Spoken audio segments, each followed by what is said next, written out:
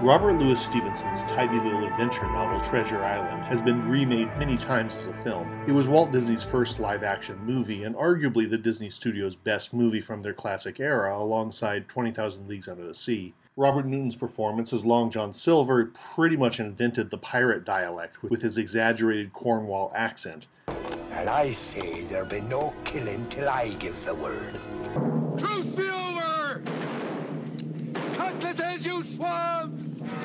And the directing and editing were perfect. The story is a long adventure with a healthy dose of moral crises and double crosses. Young Jim Hawkins joins a voyage to recover treasure from an island, and unwittingly befriends a pirate cook who's packed their ship with other pirates. The handful of honest men on board engage in a chess match of muskets and wits against the pirates, assisted by Ben Gunn, a half-mad marooned pirate who's been stuck on this island for 10 years. Jack Sparrow much? So that's the reason for all the... The pirate leader, Long John Silver, has a soft spot for Jim Hawkins, and he risks his life many times to save the boy, betraying his own crew. In return, Jim helps the old pirate escape. In 1985, Disney funded a Welsh studio to continue the story as a miniseries, Return to Treasure Island. This was the era when miniseries were the classy side of television. Roots, Masada, The Blue and the Gray, a long time before Rome and The Sopranos lent American television gravitas.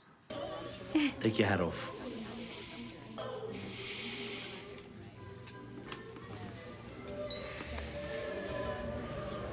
This series knocked me off my feet as a kid. I was desperate for each week's next episode, but the fan base was kinda slim, which is one reason I'm making this video. I should apologize for the low video quality in this review, since the only current copies are on YouTube, ripped from VHS tapes. I hope that somehow the series makes it onto Disney+. Return to Treasure Island takes the novel's basic plot and just expands it. The moral crises and double crosses are spread all across England, Jamaica, Mexico, and some various fictional islands, and it makes for a thoroughly fun 7.5-hour epic. Jim Hawkins, now in his 20s, is sent to manage a plantation in Jamaica, but he gets involved in a mutiny, a couple prison escapes, a visit to a pirate fortress, adventures across Mexico, and finally the promised return to Treasure Island, where various factions fight over a hidden cache of diamonds. Jim and Ben Gunn team back up with Long John Silver, and they pick up a collection of waifs and strays, an Anglican priest, a Spanish countess, Mr.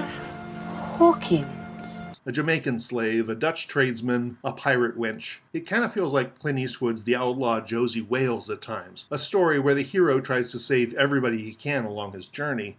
He doesn't always succeed, but he tries. And over Jim Hawkins' head always flies his guardian angel, the strategy master, Long John Silver. One nice touch. The series acknowledges that Silver had run the Admiral Benbow Inn in Bristol with his now deceased wife, who was a black woman, something skipped over in the movie versions. The series questions racism and nationalism frequently. Vanderbrecken, a hero, is a nationalist, as are the villainous Jamaican governor and his underlings, but Jim and Silver judge their allies on a person-by-person basis. The Countess, at one point, nearly apologizes for being Spanish while caring for a Dutch woman who's dying because of Spanish aggression.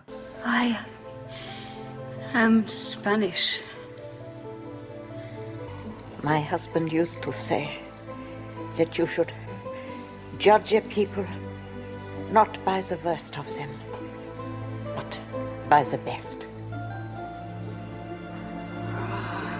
The heart and soul of the show, though, is Brian Blessed's Long John Silver. The through line is, Silver loves Jim, but he can't say it. I've a fondness for you. More than any other living being save one who goes by the name of John Silver. Stand against me and by the powers, I'll cut you down. Jim loves Silver, but he's trying and failing to be an honest citizen.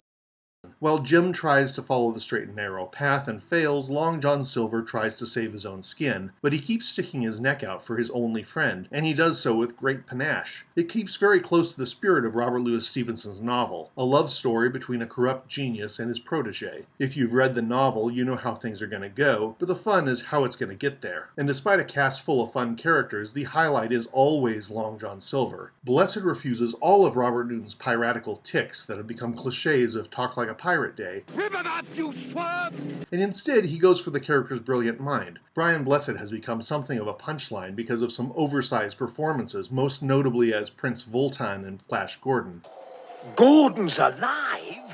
He's not exactly subtle in Branagh's Henry V or Hamlet or Much Ado About Nothing, but the man can act, and he makes a Long John Silver who is clever, cruel, and uses his cunning and fearsome strength to mask his tender heart. As Jim Hawkins, Christopher Guard is handsome and believable. He romances a couple of beautiful women, the Lady Isabella and the fugitive pirate wench Conchita. Conchita dies. She's a much more interesting character than Isabella, but such is the way of the movies. Bad girls die, good girls get the hero. Still, Brian Blessed is the #1 reason to watch this. There's a great scene when they're stuck in a pirate enclave. Long John Silver arm wrestles a giant to give Jim time to escape. He almost loses to buy time, but you know he's ready to win.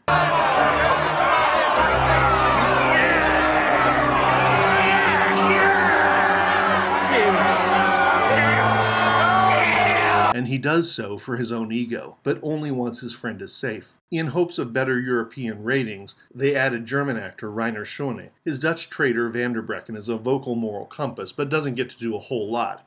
He gets high billing, though. It's cool to see the historical influence of Dutch traders in Mexico getting a little attention. You don't really see Dutch traders in media much anywhere outside of the game Sid Meier's Pirates.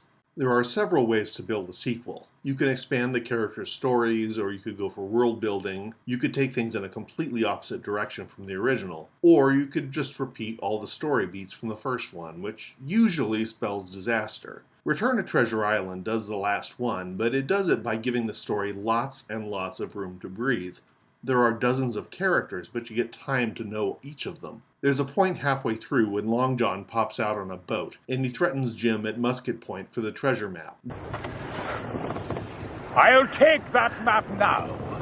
Jim has just lost that map to a couple villains, and slowly the group erupts into laughter. A friend of mine who works in Hollywood has said that movies give us heroes we want to be, but television gives us friends that we want to spend time with.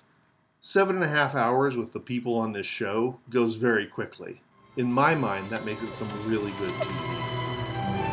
Flint, I done him! I done them all!